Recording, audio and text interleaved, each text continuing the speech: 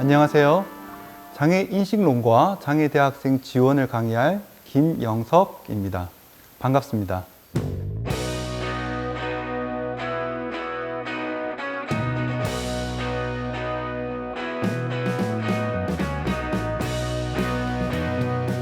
(2024년) 대학 알림이에 따르면 대학원에 재학 중인 장애 재학생 수는 8,528명입니다.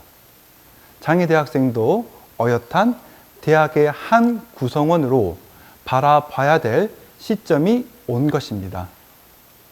이제는 장애 대학생에게도 입학 기회의 형평성을 넘어 학습 과정의 형평성, 학습 결과의 형평성을 고민해야 할 시점이라고 할 수 있습니다.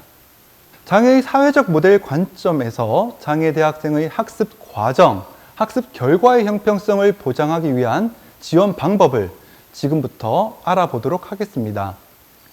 2024년 대학 알림이를 보시면 장애 대학생 수는 지체장애, 발달장애, 시각장애, 청각장애 순으로 많다는 것을 확인할 수 있습니다. 이 순서에 기초하여 장애 대학생의 정의, 분류, 지원 방안에 대해서 알아보도록 하겠습니다. 첫 번째로 지체장애 학생입니다. 지체장애 학생은 중추신경계 또는 신체의 골격, 근육의 질환, 손상, 기능 이상으로 신체의 움직임이나 이동이 제한되어 결국 학습에 어려움이 있는 상태를 의미합니다. 지체장애는 중추신경성 운동장애, 외형 및 근골격 이상, 외상성 손상으로 분류할 수 있습니다. 중추신경성 운동장애는 뇌와 척수와 같은 중추신경상의 문제로 인해서 근육의 마비, 경직, 강직, 진전, 불수의 운동의 운동장애를 나타내게 됩니다. 중추신경성 운동장애에는 뇌성마비, 뇌전증 등이 포함이 됩니다. 외형 및 근골격 이상은 근육 이상인 근위영양증과 골격 이상인 골형성 부전증이 포함이 됩니다. 마지막으로 외상성 손상은 후천적 사고로 인하여 중추신경계의 손상으로 인해 운동장애가 나타나는 것을 말합니다. 각 하위 분류에 따라서 지원 요구가 다르기 때문에 각각을 구분해서 알아둘 필요가 있습니다. 뇌성마비와 외상성 손상 학생은 마비, 경직, 강직, 진전, 불수의 운동 등의 운동장애를 나타내게 됩니다. 그래서 이러한 운동장애의 특성을 고려해서 대필, 이동, 의사소통, 보조기기의 지원이 필요합니다. 근위영양증은 근육이 점차 약화되는 것을 특징으로 하는 유전성, 진행성, 불치성 질환입니다. 하위 유형에 따라 발현 시기와 진행 속도는 다소 차이가 있습니다. 이에 근위영양증 학생은 학습과 삶에 대해서 의욕이 부족한 경우가 있기 때문에 이 학생들에 대한 심리적 지원이 필요합니다. 다만 일부 근위영양증 학생은 근위영양증임에도 불구하고 지적 기능에나 문제가 없기 때문에 대학교에서 우수한 성적을 나타내는 경우도 있습니다. 골형성 부전증 학생은 뼈의 형성 기능이 제한되어 작은 충격에도 골절되는 경우가 있기 때문에 항상 유의할 필요가 있습니다. 뇌성마비 학생은 운동장애를 나타내기에 충분한 필기, 발표 시간이 필요하고 필요시에 장애학생 지원센터를 통해서 대피를 필요로 합니다. 또 경우에 따라서는 보완 대체 의사소통 기기의 사용을 허락해야 합니다. 지체 학생 중 휠체어를 타는 학생들을 고려해서 각 강의실에 높이 조절 책상을 준비하고 출입구, 통로 등 휠체어가 이동할 수 있는 충분한 공간의 확보가 필요합니다. 특히 휠체어가 돌아서 나올 수 있는 공간도 필요하고 보통 직경 1.5m 이상의 공간을 확보하도록 권장을 하고 있습니다. 뇌전증은 대뇌 피질에서 강력한 스파이크가 뇌 전체로 퍼지면서 발생을 합니다. 몸 전체에 강직이 발생한 이후에 경련 증상을 나타냅니다. 뇌전증의 형태는 다양하지만 보통 2분 이내에서 멈춥니다.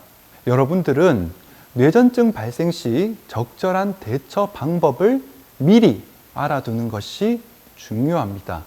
그 대처 방법은 첫째로 뇌전증이 발생할 경우에는 주변의 위험한 물건을 치웁니다. 그리고 주변에 있는 학생들을 진정시킵니다.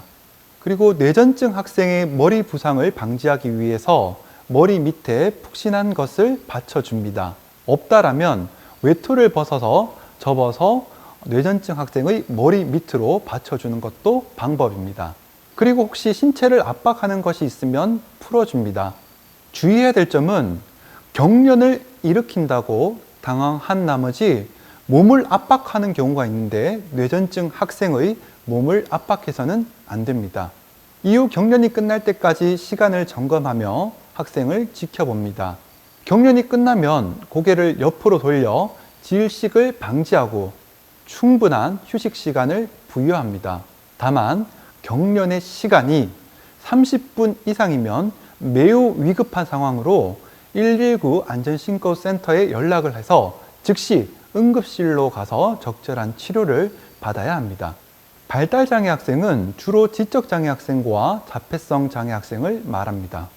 최근 발달장애 학생의 학령기 이후 교육의 형태로 대학 입학의 사례가 증가하고 있고 2024년 기준 대학 알림이를 보면 1680여 명이 대학에 재학 중인 것으로 나타나고 있습니다. 이에 발달장애 학생에 대한 지원도 이제는 고려해야 합니다. 지적장애 학생은 지적 기능과 적응 행동 모두에 심각한 제한성을 나타냅니다. 이에 지적장애 학생이 성취할 수 있는 과제를 제시를 하고 칭찬을 통해서 학습 동기를 높이는 것이 필요합니다. 아울러 과제를 구체적인 절차로 세분화하고 이를 메모장으로 제시하는 것도 지적장애 학생의 학습에 큰 도움이 됩니다. 자폐성 장애 학생은 다른 사람과의 상호작용이나 의사소통에 어려움이 있고 제한된 행동, 관심, 활동을 나타냅니다. 다만 아스퍼거 장애 학생은 의사소통이 가능하고 일부 학생들은 학습에서도 우수한 성적을 나타내는 경우가 있습니다. 자폐성 장애 학생은 먼저 소통을 하려 하거나 다른 사람의 입장을 이해하는 데는 다소 어려움이 있습니다.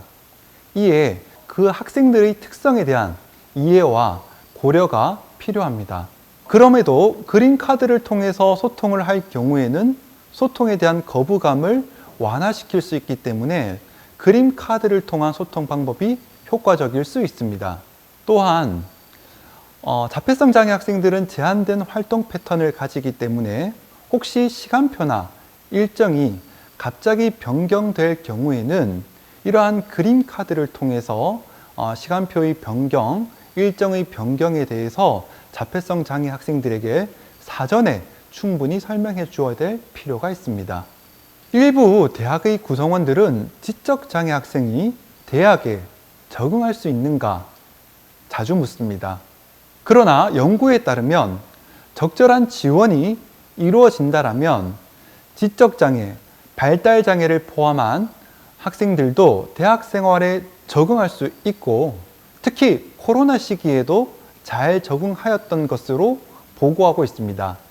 다만 학습 코칭이나 학점 이수를 위한 부가적 학사 제도 그리고 인적 지원이 필요하기는 합니다.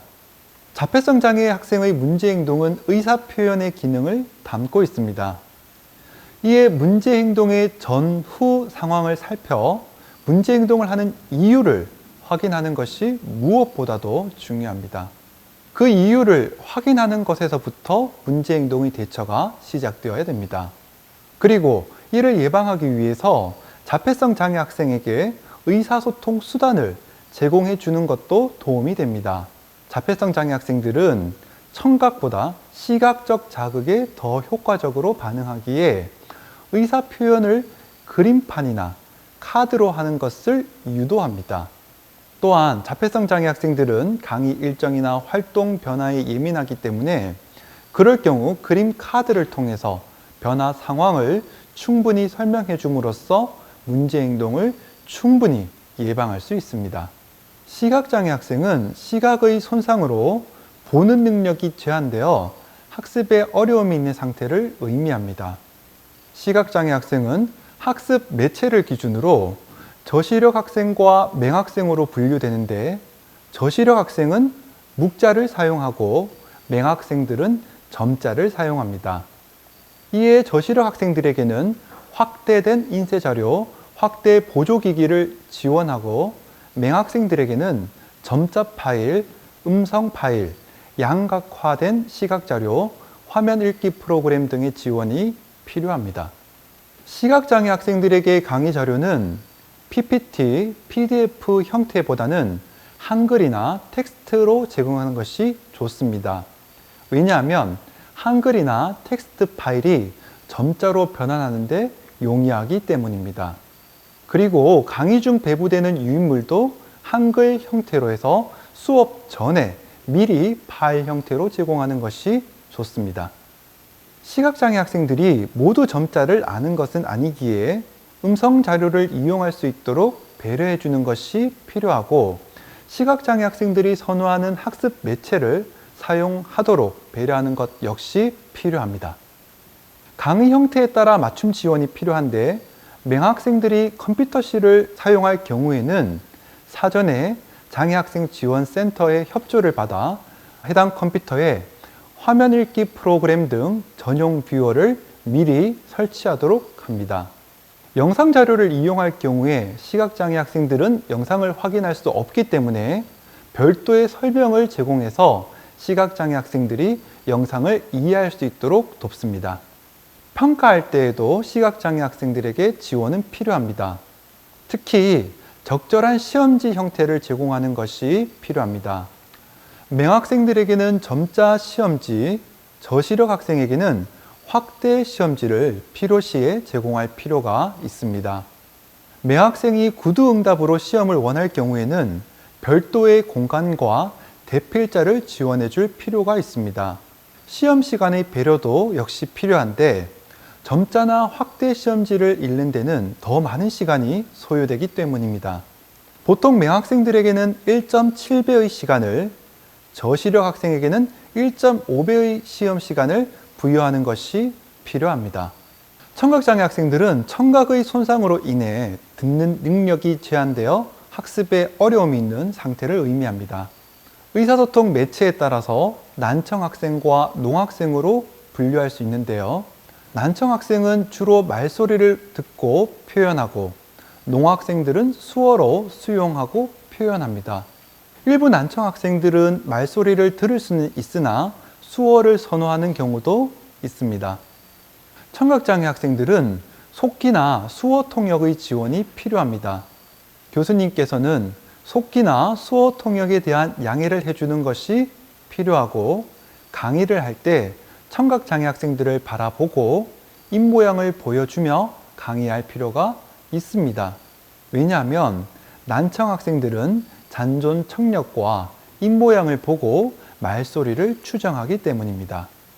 앞서 말씀드린 것처럼 청각장애 학생들과 상담이나 대화를 할 때도 얼굴을 보고 입모양을 정확하게 해줘야 할 필요가 있습니다. 그렇기에 청각장애 학생을 등을 지거나 입을 가리며 말하는 것은 피해야 합니다. 만약 청각장애 학생이 등을 돌리고 있다고 한다면 선생님께서 가볍게 어깨를 두드리고 대화의 시작을 알려도 됩니다.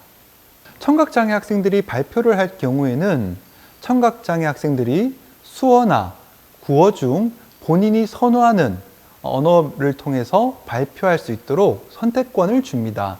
청각장애 학생들에게 지나치게 구어로 발표할 것을 강요할 경우에는 청각장애 학생들의 자존감을 떨어뜨리고 심적인 부담을 줄 수 있기 때문입니다. 청각장애 학생들에게 질의응답을 할 때 옆에 학습 지원사가 있다고 해서 학습 지원사에게 질문을 하는 경우가 있는데요. 이는 적절하지 않습니다. 학생들에게 질문할 내용이 있다면 청각장애 학생에게 직접 질문하는 것이 필요합니다.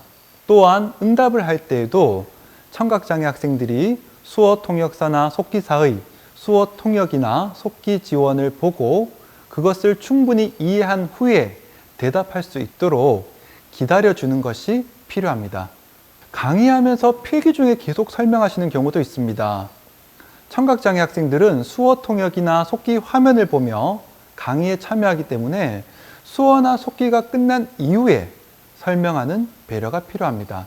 특히 시험이나 과제와 같은 중요한 공지사항 등은 학습 지원사가 배석을 했을 때 전달을 하거나 아니면 학생에게 직접 핸드폰의 문자를 통해서 공지해 주는 것도 필요합니다. 저희 장애인 고등교육개발원에서는 전임교원 강사를 위한 장애대학생 교수학습 안내서와 강의용 수어 영상을 제공하고 있습니다. 다음의 주소를 참조하시어 활용하시면 됩니다. 더 궁금하신 점은 메일로 주시면 제가 성심껏 답변 드릴 수 있도록 하겠습니다. 함께하는 대학이 되기를 기대합니다.